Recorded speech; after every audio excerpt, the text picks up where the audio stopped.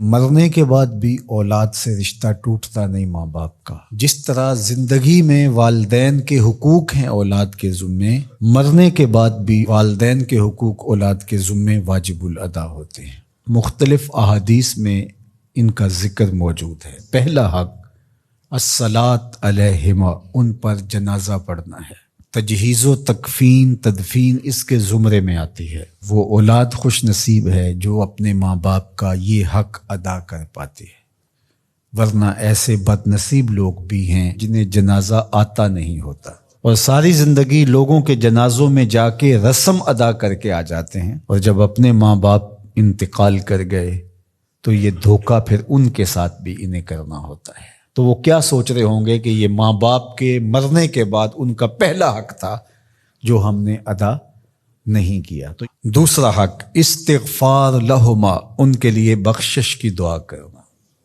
مغفرت کی دعائیں کرنا، اے اللہ ان کی مغفرت فرما۔ تو یہ بات ذہن میں رکھیے، جس طرح باپ کی ماں کی دعائیں اولاد کے حق میں قبول ہوتی ہیں، اس طرح اولاد کی دعائیں والدین کے حق میں قبول ہوتی ہیں۔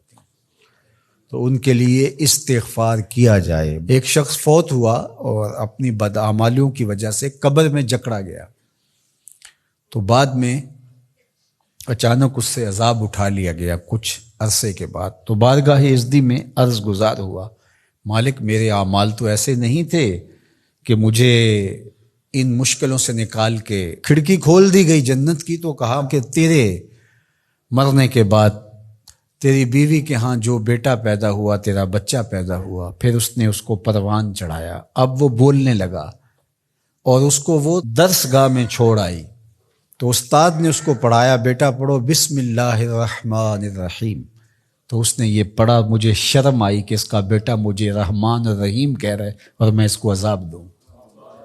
اللہ اکبر۔ اولاد نیک ہو تو اس کا فائدہ ماں باپ کو پہنچتا ہے۔ ایک حق یہ بھی ہے کہ اولاد نیک ہو، چونکہ اچھے اور برے اعمال قبر میں ماں باپ کو پیش کیے جاتے ہیں۔ اچھے ہوں تو خوش ہوتے ہیں، برے ہوں تو انہیں تکلیف پہنچتی ہے۔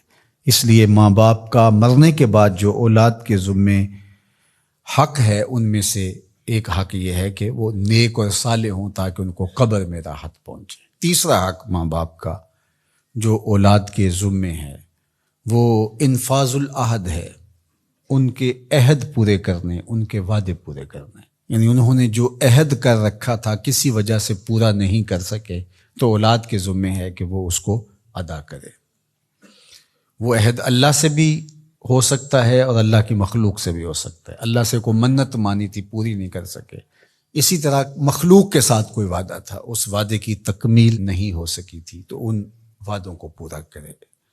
اس طرح قرض دینا تھا کسی کا اور انتقال کر گئے، تو اولاد اس کو اپنی طرف سے ادا کرے۔ اس کا اگر مال ہے تو اس کے مال سے ادا کر کے اس کے بعد پھر جو ہے وہ اس کی وراثت تقسیم ہوگی، اور اگر مال نہیں بھی تھا تو پھر بھی اولاد کے ذمہ ہے کہ اپنے باپ کا قرض ادا کرے۔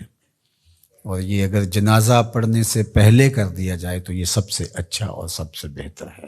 ایک تو یہ ہے کہ انہوں نے جو وعدے کر رکھے تھے، ان کے جو عہد تھے وہ پورے کرے، لیکن اس کے زمرے کے اندر وہ واجب کی سطح تک تو نہیں ہے، لیکن ان کے حقوق میں سے ہے کہ ان کے معمولات خیر کو جاری رکھے۔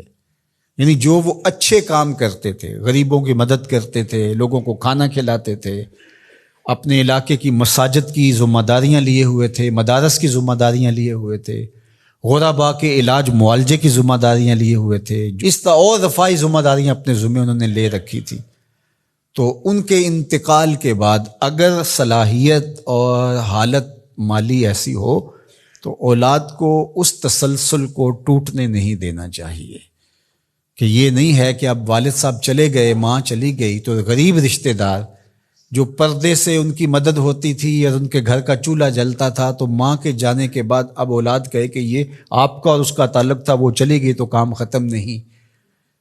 اس معمول کو جاری رکھیں، قبر میں ماں کی روح خوش ہوگی، روح بھی خوش ہوگی، اور اس کا اجر آپ کو بھی ملے گا، اور برابر اتنا ہی اجر آپ کے ماں باپ کو بھی قبر میں ملے گا، اس لیے کہ اس کار خیر کو شروع انہوں نے کر رکھا تھا۔ تو جو معمولات خیر ہیں ماں باپ کے، ان کو جاری رکھا جائے۔ چوتھا حق ماں باپ کا مرنے کے بعد جو اولاد کے ذمے عائد ہوتا ہے وہ ہے بر الاصدقاء، حسن سلوک کرنا باپ کے دوستوں کے ساتھ اور ماں کی سہیلیوں کے ساتھ۔ خالہ ماں کی جگہ پہ آتی ہے اور چچا باپ کی جگہ پہ آتا ہے، تو ماں کے انتقال کے بعد جو ماں کی طرف سے رشتہ داری کا سلسلہ ہے اس کو توڑ نہ دیا جائے کہ اب ماں نہیں رہی تو رشتے بھی ختم، اس طرح باپ نہیں رہا تو رشتے بھی ختم، تو ان کے ساتھ صلہ رحمی کی جائے۔ مرنے والے والدین کے حقوق کو کون ہے ایسا دین جو اس طرح بیان کرے گا؟ آج دنیا یورپ کی بات کرتے ہیں، وہ تو زندہ ماں باپ کو اولڈ پیپلز ہوم میں چھوڑ آتے ہیں۔ ایک ماں 10 بچوں کو پال لیتی ہے، 10 بیٹوں کو ایک باپ پالتا ہے، پھر 10 بیٹے مل کر ایک باپ کو نہیں پال سکتے۔